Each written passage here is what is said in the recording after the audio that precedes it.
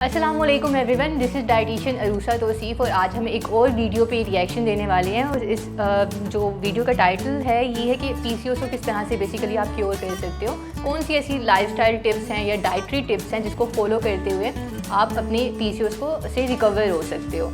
तो हम देखते हैं कि इसमें क्या क्लेम्स किए गए हैं और क्या वो सही है, क्या आप उसको फॉलो कर सकते हो या नहीं कर सकते।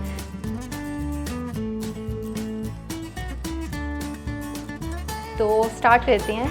हाय फ्रेंड्स, अस्सलाम वालेकुम, खुशामदीद सबक के जहाँ में आप सबका स्वागत है। उम्मीद करती हूँ कि आप सब ठीक अपना प्रॉपर केयर करेंगे, अपना लाइफस्टाइल चेंज करेंगे तो जो उसके सिम्टम्स हैं वो चले जाते हैं। अच्छा, तो पहले मैं आपको बता दूँ कि उसके सिम्टम्स क्या होते हैं। सिम्टम्स ये होते हैं कि आपका वेट गेन होने लगेगा, आपके यहाँ पर से बाल जाने लगेंगे, आपके हेयर थिन होने लगेंगे, आपके चेहरे पे एक्ने आने लगेगा, आप कितनी भी मेहनत कर लें आपका वेट लूज नहीं होगा, आपके मूड स्विंग्स होने लगेंगे, आपको चिड़चिड़ापन होने लगेगा।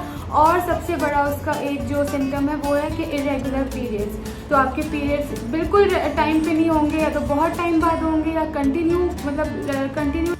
अच्छा, अब यहाँ पे ना एक जो सिम्टम इन्होंने बताया कि इरेगुलर पीरियड्स। अब काफ़ी हद तक ना एक मिसकंसेप्शन होती है हमारी उसमें कि जब भी किसी को लगता है कि उसके जब भी किसी को लगता है कि उसके पीरियड्स जो हैं वो इरेगुलर हैं या मेंस्ट्रुअल साइकिल जो है थोड़ा सा डिस्टर्ब हुआ है, तो उसकी वजह जो है, उसका रीज़न जो है वो पीसीओएस है। ऐसा नहीं होता। अगर आपके पीरियड्स इरेगुलर हैं तो उसके काफ़ी और रीज़न्स भी हो सकते हैं, उसके काफ़ी और कॉजेज़ भी हो सकती हैं पीसीओएस के अलावा, जैसे कि आपको हाइपोथायरॉयडिज्म का इशू हो या अगर आपके बॉडी में प्रोलैक्टिन लेवल्स अगर इंक्रीज़ कर जाते हैं, एलिवेट हो जाते हैं, उस वजह से भी आपके पीरियड्स जो हैं वो उनका साइकिल थोड़ा सा इरेगुलर हो सकता है। तो कंप्लीट डायग्नोसिस के लिए आपको ब्लड टेस्ट करवाने पड़ते हैं, जिसके थ्रू आपको पता चलता है, कंप्लीट डायग्नोसिस होता है आपका कि क्या आपको वाकई में पीसीओएस है या नहीं है। क्योंकि होता ही है कि अगर हम डायग्नोस खुद से ये कर लें कि हमें पीसीओएस है तो हम उसके अकॉर्डिंग मैनेजमेंट करना स्टार्ट कर देंगे। ठीक है, हम डाइट फॉलो करेंगे, हम एक्सरसाइजेस वगैरह करेंगे उसके पीसीओएस के अकॉर्डिंग। पर हो सकता है कि रूट कॉज अगर कोई और हो, कुछ और हो और हम फॉलो किसी और प्रॉब्लम के लिए कर रहे हो, तो फिर वहाँ पे आपकी प्रॉब्लम जो है वो प्रॉपर्ली क्योर नहीं हो सकती। तो इसके डायग्नोसिस जो है काफ़ी इंपॉर्टेंट है कि अगर आपको लग रहा है कि आपको पीसीओएस है तो आप सिर्फ सिम्टम्स पे रिलाई ना करो, आप उसका कंप्लीट डायग्नोसिस करवाओ ब्लड टेस्ट के थ्रू, जो कि आप किसी भी गायनोकोलॉजिस्ट के पास जाओ तो वो आपको बेहतर तरीके से गाइड कर सकते हैं। कंटिन्यू टाइम के लिए चलते रहेंगे, स्पॉटिंग होती रहेगी, कुछ ना कुछ पूरा आपका हार्मोन्स बिगड़ जाते हैं अगर आपको पीसीओएस हो जाता है। और मुझे भी हुआ था, तो मैं आपको बताती हूँ कि मुझे कैसे हुआ और मैंने उसे कैसे ठीक किया। तो ये वीडियो पूरा देखिएगा और मैं ये नहीं कहूँगी कि इस वीडियो को लाइक करें, ये करें। अगर आपको अच्छा लगेगा तो आप प्लीज़ लास्ट में से लाइक कर दीजिएगा अगर आपको इससे कुछ इन्फॉर्मेशन मिलती है तो, और नहीं लगे तो ठीक है, अब आपकी मर्जी है। इतना खाती थी कि मतलब मैं आपको बता नहीं सकती हूँ। जितना ऐसा कोई वो नहीं था, कोई फिक्स नहीं था कि इतना खाना खाना है। ऐसा था कि जितना भी अम्मी देती जा रही है, जब तक यहाँ तक नहीं भर जाएगा तब तक मना नहीं करना। और अम्मी का ऐसा था कि माँ को तो मतलब बच्चे कितना भी खाए तो उनको कम ही लगता है, तो अम्मी ऐसी थी और ज़्यादा काम भी नहीं कराती थी। तो मेरे साथ क्या प्रॉब्लम था, मैं बहुत ज़्यादा खाती थी, कोई भी एक स्ट्रिक्ट एक रूटीन नहीं था। ये था कि अगर खाना खा लिया उसके बाद 4 केले भी खा लेती थी कभी कभार। तो ये रीज़न था। तो ऐसे करते करते वेट बहुत बढ़ गया और वेट पहुँच गया 78। तो जब पीरियड से रेगुलर होना शुरू हो गए, बाल पतले होना शुरू हो गए, डॉक्टर के पास गए, डॉक्टर ने इतने सारे डॉक्टर्स को दिखाया। अम्मी ने इसको बोला, ये आंटी, वो आंटी, इसने इस डॉक्टर को, वो गायनेक अच्छी है, वो डॉक्टर अच्छा है, यहाँ तक कि हकीम और आयुर्वेदिक वो सब कुछ कर लिया। और वो इतनी बुरी दवाइयाँ होती थी, मतलब जो डॉक्टर्स देते थे उसके इतने ज़्यादा हाई डोज होता था कि वो मैं खा नहीं सकती थी, वॉमिट हो जाती थी। और हकीम ने भी जो सब दिया था ना, उससे कुछ भी अच्छा रिजल्ट नहीं मिला। लेकिन अब यहाँ पे ना ये है कि जब अगर आप को डायग्नोस हुआ पीसीओएस, तो पीसीओएस जो है वो ज़्यादातर लिंक करता है आपकी लाइफस्टाइल से और आपकी डाइट के साथ। अगर आप उसको बैलेंस कर रहे हो, अपना लाइफस्टाइल बैलेंस कर रहे हो, आप अपनी डाइट बैलेंस आउट कर रहे हो प्रॉपर्ली, तो काफ़ी चांसेस होते हैं कि आप उसी के थ्रू रिकवर कर जाते हो और आपको मेडिसिन की ज़रूरत नहीं पड़ती। उससे कुछ भी अच्छा रिजल्ट नहीं मिला। लेकिन कोई ये नहीं, मतलब स्ट्रिक्ट ये नहीं इस पर फोकस कर रहा था कि अपना वेट कम कर लो। फिर हम लोग यहाँ आ गए। यहाँ पे भाभी जिसके पास लेके गई वो डॉक्टर बहुत अच्छी थी। उन्होंने सबसे पहले कहा कि मैं आपको ये एक दवाई दे रही हूँ। उन्होंने मुझे एक ही बार दवाई दी होगी, कुछ 20 या 21 डेज़ के लिए। उसके बाद उन्होंने मुझे क्या समझाया वो बहुत इंपॉर्टेंट है, वो ध्यान से सुनिए। तो उन्होंने मुझे समझाया कि जो दवाइयाँ हैं आपको कुछ वक्त के लिए ठीक करेंगी, आप इसे लाइफ लॉन्ग नहीं ले सकते हो। तो मेन आपको काम क्या करना है, ऐसा कुछ करो कि जिससे आपकी लाइफ टाइम के लिए एक चीज़ ठीक हो जाए। और उन्होंने मुझे समझाया कि अपना वेट कम कर लो, कोई दवाइयाँ लेने की ज़रूरत नहीं है, कुछ नहीं है, एक बार दवाइयाँ ली और उन्होंने मुझे समझाया, वो मैंने अब यहाँ पे वेट मैनेजमेंट की बात है तो उसमें काफ़ी हद तक ये सही पॉइंट भी है इनका, क्योंकि अगर आप PCOS की कॉजेज़ देखो, उसकी एटियोलॉजी देखो, तो उसकी कोई प्रॉपर कॉजेज़ जो हैं अभी तक आइडेंटिफाई नहीं हो सकी कि उसका मेन रीज़न क्या है। हाँ, कुछ फैक्टर्स होते हैं जैसे कि ओबेसिटी होता है, जेनेटिक फैक्टर्स होते हैं, आपका लाइफस्टाइल होता है, आपकी डाइट होती है, ये कुछ ऐसे फैक्टर्स होते हैं जिसकी बेसिस पे आप ये डायग्नोसिस कर सकते हो कि अगर आपको PCOS है तो उसके रीज़न्स ये हो सकते हैं, और अगर उसकी रूट कॉजेज़, उसके रीज़न्स ये हैं तो आप उसको मैनेज करना स्टार्ट करो ताकि आपका PCOS जो है वो रिकवर हो सके। और ओबेसिटी जो है काफ़ी कॉमन कॉज है, काफ़ी हद तक विमेन जो है जिनको PCOS का प्रॉब्लम होता है, जो डायग्नोज करती हैं PCOS को, तो उनमें ज़्यादातर यही इशू होता है कि उनको ओबेसिटी या ओवरवेट होती हैं वो, या फिर उनका वेट जो है वो ओबेसिटी की कैटेगरी में आ रहा होता है। तो हम लोग का जो मेन पर्पस होता है वो पहले फिर उनके वेट मैनेजमेंट होता है, ताकि उनका वेट जिस तरह से मैनेज, जितनी बेहतर तरीके से मैनेज होगा उतनी ही जल्दी वो PCOS को भी रिकवर करेंगे। तुम आगे देखते हैं कि मज़ीद मतलब अपनी लाइफ में लाने की कोशिश करी और मुझे दोबारा उनके पास जाने का ज़रूरत ही नहीं पड़ी है। तो उन्होंने मुझे क्या कहा, आप अपना वेट कम कर लो, क्योंकि PCOS क्या है, ये सिर्फ वेट से ही है। अगर आपका वेट कम होता गया वैसे वैसे आपके हार्मोन्स आपके लेवल पे आते जाएंगे और आपका ये इरेगुलर पीरियड्स का जो प्रॉब्लम है, एक्ने का प्रॉब्लम है, ये सब अब ज़रूरी नहीं है कि जिसको भी PCOS है उसका वेट जो है वो ज़्यादा होगा या वो ओवरवेट की कैटेगरी में होगा या ओबेसिटी की कैटेगरी में होगा। कुछ लोग ऐसे भी हैं कि इसका अगर हार्मोनल रीज़न देखा जाए तो आपकी बॉडी में हार्मोन्स होते हैं, एंड्रोजन्स होते हैं, जिनको बेसिकली कॉमनली मेल हार्मोन्स भी बोला जाता है, जो फीमेल्स में भी कुछ हद तक रिलीज़ होते हैं और मेल में स्पेसिफिकली रिलीज़ होते हैं। पर अगर उनका लेवल जो है वो फीमेल्स में ज़्यादा बढ़ जाता है तो फिर उन लोगों को, उन विमेन को, उन ख़वातीन को PCOS का इशू होता है।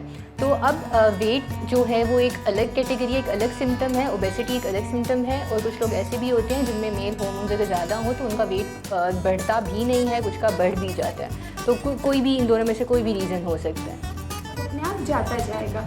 तो उन्होंने मुझे क्या कहा, आप आधा आधा कर दिया। जैसे मैंने पिछले वीडियो में भी कहा था कि जो भी किया, मतलब मीठा खाना मैंने आधा कर दिया। उसके बाद मैंने दूध, आप डेयरी प्रोडक्ट ज़्यादा नहीं ले सकते हो, तो मैं अभी आपको शॉर्ट में बता देती हूँ क्या क्या लेना है और क्या क्या नहीं लेना। तो PCOS अगर आपको है तो आपको मीठा नहीं लेना है, मीठा हाँ बिल्कुल कम करना है। आपको डेयरी प्रोडक्ट ज़्यादा नहीं लेने हैं, मतलब दूध, पनीर, ये सब चीज़ें ज़्यादा नहीं लेनी है, दूध बिल्कुल कम कर दें। आप दूसरे वाले दूध ले सकते हैं, जैसे आमंड मिल्क, सोया मिल्क, लेकिन अब इनकी मैनेजमेंट में इन्होंने कुछ टिप्स दी हैं, वो ये है कि आपको मीठा अवॉइड करना है, वो जो कि डेफिनेटली आपको अवॉइड करना है, और उस पर आपको एम्प्टी कैलोरीज ही मिल रही होती हैं, आपकी कैलोरी इंटेक जो है वो बढ़ जाता है। सेकंड पे इन्होंने बोला कि मिल्क इंटेक जो है वो आपको थोड़ी सी अपनी मॉडरेट रखनी चाहिए या आपको कम्प्लीटली अवॉइड करना चाहिए, और उसके ऑल्टरनेटिव में उन्होंने बताया कि आप सोया मिल्क ले सकते हो। अब ये एक अगेन एक बहुत मिसकंसेप्शन है। इसकी रीज़न ये है कि सोया मिल्क जो है वो आप होल मिल्क या स्किम मिल्क के ऑल्टरनेटिव में नहीं ले सकते अगर आपको PCOS है। उसकी रीज़न ये है कि जो सोया मिल्क होता है वो फाइटो एस्ट्रोजन होता है, मतलब आपकी बॉडी के अंदर PCOS में ऑलरेडी आपके एस्ट्रोजन लेवल्स जो हैं वो कम होते हैं, ठीक है, और जो एंड्रोजन्स के लेवल होते हैं वो एलिवेटेड होते हैं। अगर आप सोया मिल्क लोगे तो हो सकता है कि आपके एस्ट्रोजन लेवल्स जो हैं वो मज़ीद कम हो जाएँ और एंड्रोजन्स जिनकी वजह से आपको PCOS है वो मज़ीद बढ़ जाएँ। तो इसलिए सोया मिल्क के कंपैरेटिवली अगर देखा जाए तो अगर आप स्किम मिल्क लेते हो या लो फैट मिल्क लेते हो तो वो ज़्यादा प्रेफरेबल है, या आप लो फैट योगर्ट भी ले सकते हैं। ये जो नॉर्मल गाय का और ये उसका भैंस का ये सब दूध होती है, ये सब आपको नहीं लेना है ज़्यादा, आप दिन भर में थोड़ा ही ले सकते हैं, और आपको स्ट्रेस नहीं। और ये भी इसलिए मना किया जाता है क्योंकि जो मिल्क होता है, या होल मिल्क कह लें या फिर हाई फैट मिल्क कह लें, और योगर्ट वगैरह, चीज़ वगैरह, बटर वगैरह, क्योंकि इससे आपकी इंसुलिन लेवल जो है वो बढ़ जाते हैं। और PCOS में ऑलरेडी कुछ केसेस ऐसे भी होते हैं जिनमें इंसुलिन सेंसिटिविटी होती है या इंसुलिन काफ़ी ज़्यादा होता है बॉडी में। तो अगर आप ऑलरेडी मिल्क लोगे, फुल फैट मिल्क लोगे, होल मिल्क लोगे, तो उससे आपका इंसुलिन लेवल्स मज़ीद एलिवेट हो सकते हैं। तो इसलिए उन लोगों को थोड़ा सा मॉडरेट क्वांटिटी में लो फैट मिल्क या फिर स्किम मिल्क लेने का कहा जाता है। नहीं लेना। उन्होंने ये भी कहा था कि आप स्ट्रेस आपको किस चीज़ का है, तो उस वक्त ऐसा कोई स्ट्रेस नहीं था, लेकिन पता नहीं कभी कभी कुछ स्ट्रेस अनजाने में भी हो जाते हैं, कुछ हम जानबूझ के कर लेते हैं। तो स्ट्रेस नहीं करना है, स्ट्रेस लेने से भी आपके हार्मोन्स ऊपर नीचे हो जाएंगे। तो मीठा नहीं, ऑयली नहीं, ज़्यादा कार्ब्स नहीं, और आपको स्ट्रेस नहीं लेना, ये सारी चीज़ें नहीं कर। सबसे पहले मैंने शुगर कट ऑफ करना शुरू करी, वो मुझे ईजी लगा, तो मैं अभी 4-5। अब जो चीज़ें अवॉइड करनी है उनमें इन्होंने बताया कि शुगर आपको अवॉइड करनी है, इसके अलावा आपको कार्ब्स अवॉइड करनी है। अब कार्ब्स की कैटेगरी होती है, कार्बोहाइड्रेट्स जो होते हैं वो कुछ होल ग्रेन्स होते हैं, कुछ रिफाइनरी प्रोडक्ट्स होते हैं, जैसे कि हम वाइट फ्लावर वगैरह यूज़ करते हैं, हम मैदा वगैरह यूज़ करते हैं। अब कार्बोहाइड्रेट्स दोनों हैं, आपको ये चूज़ करना होता है कि आप हेल्दी कौन सा ले रहे हो और जो अनहेल्दी है उसको आपने स्किप करना है। अब हेल्दी फॉर्म जो होती है वो होल ग्रेन्स की आ जाती है, जैसे कि गंदम का आटा होता है या जौ का आटा होता है या मल्टीग्रेन, आप दोनों को मिक्स करके ले लो, या फिर कोई भी 2 से 3 जो आटे होते हैं, जैसे कि गंदम का आटा, जौ का आटा, बाजरे का आटा, आप उनको मिक्स करके मल्टीग्रेन की फॉर्म में वो ले लो, तो वो हेल्दी कार्बोहाइड्रेट्स हैं। इसी तरह से जो अनहेल्दी कार्बोहाइड्रेट्स हैं, जैसे कि आपको रिफाइनरी फ्लावर, वाइट फ्लावर जो होता है, सफ़ेद आटा जो होता है, इसके अलावा मैदा वगैरह जो होता है, ये रिफाइनरी होते हैं और इनके अंदर कार्बोहाइड्रेट्स जो होते हैं वो सिंपल कार्बोहाइड्रेट्स होते हैं, मतलब कि वो आपकी बॉडी में जाके फ़ौरन से शुगर में कन्वर्ट हो जाते हैं, जिससे आपका शुगर लेवल, ग्लूकोज लेवल जो है वो डिस्टर्ब हो सकता है। तो इसलिए आपको हमेशा उस चीज़ को कम्प्लीटली अवॉइड नहीं करना होता, आपको उसके हेल्दी अल्टरनेटिव्स देखने होते हैं कि उसकी हेल्दी रिप्लेसमेंट क्या है। होने को आए, मुझे अभी कोई भी पीसीओएस की प्रॉब्लम नहीं है, और मैंने शुगर को अपनी डाइट से बिल्कुल हटा के दिया, मतलब कभी कभार फेस्टिवल्स में, बर्थडेज में केक जैसे भाभी बनाती रहती है वो सब मैं खा लेती हूँ, लेकिन बाकी टाइम पे जैसे रेगुलर जो हमारे शुगर जाती है चाय में वो मैं नहीं लेती। मैं बिना शक्कर की चाय लेती हूँ, बिना शक्कर की कॉफ़ी लेती हूँ। यही चीज़ है जिससे मैं अगर 3 बार चाय पीती हूँ, अगर हम 3 बार चाय पियेंगे उसमें 1 चम्मच शक्कर डालेंगे, तो सोचिए कितनी। शुरू किया ब्रेकफास्ट में अच्छा मतलब पहले जो मैं पराठे खाती थी, हलवा खाती थी नाश्ते में, तब मैंने ओट्स और एप्पल खाना शुरू किया। उसके बाद मैंने लंच में जैसे 3-4 रोटी के बजाय मैंने 2 छोटी वाली रोटी या 1 नॉर्मल रोटी लेना शुरू करी। थोड़े चावल भी आप ले सकते हैं, लेकिन अगर आपको उसको स्टार्च निकाल के पकाया हो। शाम के वक्त मैंने लेना शुरू किया, कभी कोई फ्रूट ले लिया या कभी मखाने खा लिए, ड्राई फ्रूट खा लिए, ड्राई फ्रूट भी बहुत फ़ायदा करते हैं। और मैंने रात में भी ऐसी 1 रोटी या कभी सूप, उस वक्त थोड़ा और ज़्यादा मैं फोकस थी तो मैं सूप भी बनाती थी। अब अगर वर्कआउट की बात की जाए तो साइंटिफिकली ये प्रूवन है कि अगर आप योगा करते हो, अगर 15 to 20 मिनट्स की योगा आप कर रहे हो, आपको पीसीओएस है, तो ये काफ़ी एक इफ़ेक्टिव जो है वर्कआउट है आपके लिए। अगर आप पीसीओएस से रिकवर होने के लिए ट्राई कर रहे हो, आप मैनेजमेंट की कोशिश कर रहे हो, तो योगा आपको ज़रूर इंक्लूड करना चाहिए अपने वर्कआउट में। कभी कभी तो 2-2 वक्त दिन भर में, कभी आधा घंटा सुबह, आधा घंटा शाम, कभी वॉक पे चले गए, तो कभी हमने क्या बोलते हैं ज़ुम्बा कर लिया। तो आप चेंज कर करके कुछ करते रहें। अगर एकदम से आप जिम जा रहे हैं, आप बोर हो गए, तो आपको भी उम्मीद करती हूँ कि इससे कुछ समझ आएगा और आप करेंगे। तो आपको आधा घंटा या 1 घंटा, अगर वॉक कर रहे हैं तो 1 घंटा कंटिन्यू कर लें, और अगर नहीं इतना टाइम मिल रहा, ये मत सोचिए कि सुबह नहीं उठ पाया तो आज का दिन छोड़ दें। दिन में खाना क्या शुरू किया, वो था ये फ्लैक्स सीड्स। तो मैं इसको दिन भर में 1 या 2 चम्मच, या तो मैं इसको अपने ओट्स में मिक्स कर लेती हूँ, या तो मैं इसको अपने क्या बोलते हैं पानी में इसका पाउडर घोल के पी लेती हूँ। तो कैसे भी करके, ऐसे भी आप इसको अगर हल्का सा रोस्ट करके रखेंगे और 1 चम्मच खा लेंगे, तो फ्लैक्स सीड से आपके पीरियड्स जो है ना वो रेगुलर आने लगेंगे, आप अगर कंटिन्यू ये लाइफस्टाइल फॉलो करेंगे। और इसके साथ साथ मैंने स्टार्ट किया ग्रीन टी। इससे पहले मैं ग्रीन टी के बारे में कुछ नहीं जानती थी, ना मैं ग्रीन टी लेती थी। बहुत से लोग ना बहुत सारा खाते हैं, मुझे बहुत सारे लोग हैं जो मेरे पहचान के, वो बोलते हैं हम ग्रीन टी तो पी रहे, हमारा वेट कम नहीं हो रहा है। तो वेट कम कैसे होगा, आप खा भी बराबर रहे हो, उसके बाद कुछ मेहनत भी नहीं कर रहे हो, और ग्रीन टी पी रहे हो, तो ग्रीन टी क्या करेगी? ग्रीन टी तो उस चीज़ को पुश करने के लिए है ना, तो आपने ग्रीन टी तो डाल ले। ये वैलिड पॉइंट था। कुछ लोग सिर्फ रिलाई करते हैं डिटॉक्स के ऊपर, या उनको बता दिया जाए कि इससे ये ज़्यादा एक इफेक्टिव रेमेडी है, तो वो सब कुछ छोड़ देते हैं और सिर्फ उसी चीज़ पे ही फोकस करते हैं, तो उससे ऐसा कोई रिजल्ट। तो आप इन चीज़ों को फॉलो करें। और हाँ, एप्पल साइडर विनेगर, जिसके बारे में हमेशा कहती हूँ, इससे भी वेट लॉस में हेल्प होती है, और आपका हार्मोन्स भी, इससे सबकी क्वांटिटी कम कर दें। उसके बाद आप ब्रेकफास्ट के आधे या 1 घंटे बाद ग्रीन टी ले लें। उसके बाद ब्रेकफास्ट के बाद आपको ज़्यादा क्या बोलते हैं पानी कुछ भी नहीं पीना है। उसके बाद डायरेक्टली चाय लें, विदाउट शुगर लें। ज़्यादा ही मीठा पसंद है तो 1 शुगर फ्री डाल लें, ठीक है।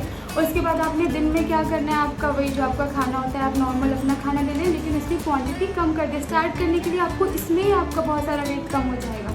उसके बाद दिन में अगर आपको शाम को भूख लग रही है तो आप कुछ भी ले सकते हो, कोकोनट वाटर ले लें, आप मखाने ले लें या कोई सा ड्राई, ठीक है, ये हो गया। उसके बाद आप मैं ग्रीन टी 2 बार लेती हूँ, 2 बार से ज़्यादा नहीं लेना है। तो हर एक खाने के बाद मैं पता क्या, मैं बीच में जब मुझे ये था तो मैंने इतना चला, मैं बीच में जब जॉब भी करती थी ना, तो मैं अपने घर से 1 किलोमीटर 1.5 किलोमीटर ऑटो वाले भैया को रोक देती थी। उससे आपके पैसे भी बच जाते हैं और आप जल्दी। अच्छा, यहाँ पे इन्होंने जो टिप्स देनी थी वो दे चुकी हैं कि आपने डिटॉक्स करना है। बेसिकली जो फ्लैक्स सीड्स वगैरह और ग्रीन टी वगैरह का इन्होंने सजेशन दिया, जो टिप्स थी वो इसलिए होती हैं कि आप साइड बाय साइड खुद को डिटॉक्स भी करो, ताकि आपका मेटाबॉलिज्म जो है वो थोड़ा सा बूस्टअप हो सके। और जितना आपका मेटाबॉलिज्म एक्टिव रहेगा, आपको आसानी होती है उतनी ही जल्दी अपना वेट रिड्यूस करने के लिए। सेकेंडली, अब कुछ चीज़ें जो हैं जो आपको कंसीडर करनी चाहिए। पहले तो जो कि मैंने अभी आपको बताया कि ये चीज़ें आपको अवॉइड करनी है, जिसमें शुगर आ जाता है, रिफाइनरी प्रोडक्ट्स आ जाते हैं, बिस्किट्स, केक्स, पेस्ट्रीज़ वगैरह जिनमें मैदा ज़्यादा होता है, ठीक है। और इसके अलावा ऑयली चीज़ें जिसमें ट्रांस फैट, जो हम बाहर की ऑयली चीज़ें लेते हैं उनमें ट्रांस फैट बहुत ज़्यादा होता है, ठीक है। वो उस तरह का फ़ैट होता है जो आपकी बॉडी के लिए नहीं अच्छा होता और आपकी बॉडी में बैड कोलेस्ट्रॉल जो है उसको बढ़ा देता है। तो इसलिए वो चीज़ें आपको थोड़ी सी अवॉइड करनी है। और इसके ऑल्टरनेटिव में जो चीज़ें आप ले सकते हो वो ये है कि आप होल ग्रेन प्रोडक्ट्स यूज़ करो, आप फ्रेश चीज़ें यूज़ करो। जितनी फ्रेश चीज़ें आप लोगे, जैसे कि वेजिटेबल्स और फ्रूट्स होते हैं, आपको उतनी ही ज़्यादा न्यूट्रिएंट्स मिलेंगे। और उनमें फ़ाइबर भी ज़्यादा है, क्योंकि आपको हाई फाइबर डाइट ही लेनी होती है अपने ग्लूकोज लेवल वगैरह को मैनेज करने के लिए। हाई क्वालिटी प्रोटीन लेनी होती है। गोश्त वगैरह में आपने कोशिश करनी है कि फैटी मीट जो होता है, ज़्यादा चर्बी वाला गोश्त है, वो आपने नहीं लेना। हाई क्वालिटी प्रोटीन किस में आ जाती है, जैसे कि जो लीन मीट होता है वो गोश्त जिस पे चर्बी कम होती है वो ज़्यादा प्रेफरेबल रहता है। वाटर इनटेक आपको अपनी सही से मैनेज करनी चाहिए कि आप डिहाइड्रेटेड ना रहो, क्योंकि जब आप डिहाइड्रेशन की स्टेट में चले जाते हो तो आपका मेटाबॉलिज्म स्लो हो जाता है ये। और फिर इसके अलावा अपनी फ़िज़िकल एक्टिविटी में भी थोड़ा सा फोकस करना चाहिए, जिसमें आप योगा कर सकते हो और आप वॉक कर सकते हो। ये 2 ऑप्शंस आपके लिए ज़्यादा प्रेफरेबल रहते हैं। तो ये वो टिप्स थी जो कि मैं खुद से आपको दे सकी हूँ, और जो इन्होंने क्लेम्स किए उसमें काफ़ी हद तक कुछ सही भी थे और जिनमें थोड़े से डाउट्स थे वो मैंने आपको क्लियर भी कर दिए हैं। इसके अलावा भी अगर आप लोगों को कुछ क्लियर ना हो रहा हो या आप कुछ पूछना चाह रहे हो तो आप कमेंट सेक्शन में पूछ सकते हो।